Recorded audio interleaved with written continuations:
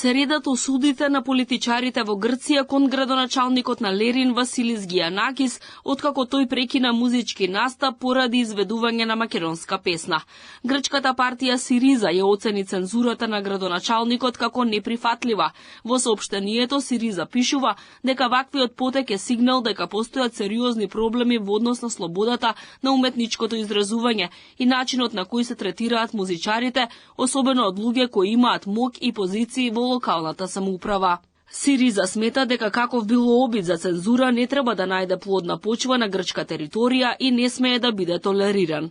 Нетолерантните испади остануваат неприфатливи и штетни за потребната солидарност меѓу различните луѓе и народи, па дури и по повод на музичкиот настап на бенд познат по пеењето на грчки, македонски, бугарски, турски, српски и румски јазик. За жал, бендот беше принуден да разјасни дека нивното појавување не е платено од градоначалникот, како одговор на неговите коментари од минатиот понеделник вечерта дека јас плаќам и дека нема да се пеат такви песни во мојот град. Остри реакции од дел од грчките пратеници. Пратеничката теописти Пети Перка, која е представник од Лерин во законодавниот дом, со порака до градоначалникот да го прифати напредокот и да ја отфрли цензурата.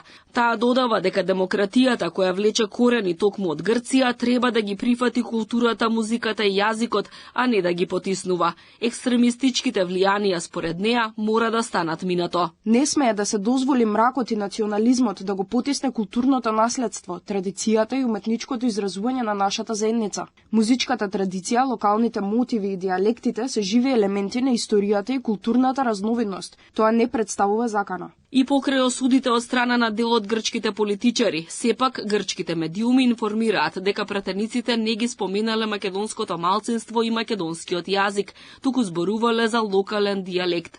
Тие не го прифаќаат постоењето на македонската нација и македонскиот јазик во Грција и покрај Преспанскиот договор од 2018 година. Бурните реакции во Грција доаѓаат откако пред неколку дена градоначалникот на Лерин прекинал изведба на македонски песни на прославата на денот на огнов вечерта пред Бадник.